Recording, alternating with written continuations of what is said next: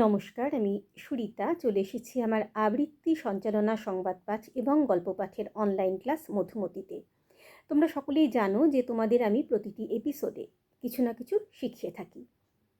বেশ কিছু এপিসোডে তোমাদের আমি উচ্চারণ নিয়ে কথা বলেছি, আজও উচ্চারণ নিয়েই কথা বলবো। আমি তোমাদের রয়ের উচ্চারণ শেখাবো যে কিভাবে রয়ের উচ্চারণ করলে তোমরা একেবারে সঠিকভাবে র উচ্চারণ করতে পারবে। আমরা জানি যে আমাদের তিনটে র আছে, একটা বয়শূন্য র, একটা ডয়শূন্য র, একটা ধয়শূন্য র।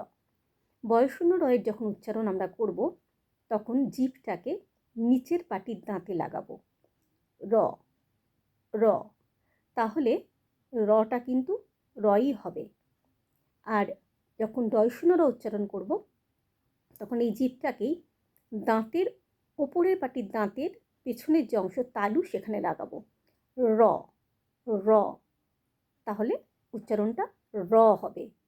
আর ধয়শূন্য র যখন উচ্চারণ করব তখন জিভটা তালুর পেছনের যে অংশ আছে মূর্ধা সেখানে লাগাবো, hr hr। রয়ের পেছনে একটা হ সাউন্ড হবে, সেটা হচ্ছে ধয়শূন্য র। এটা হলো তিনটে র।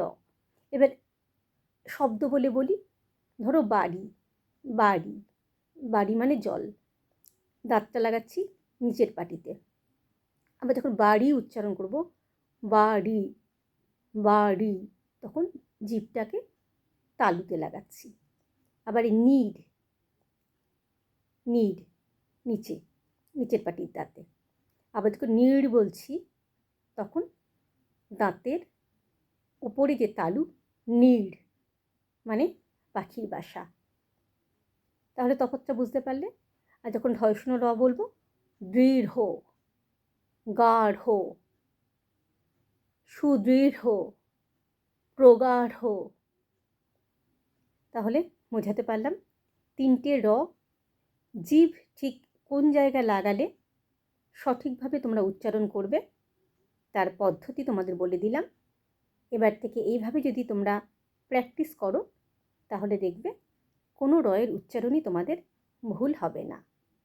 তাহলে আজকের মতো চলি, টাটা।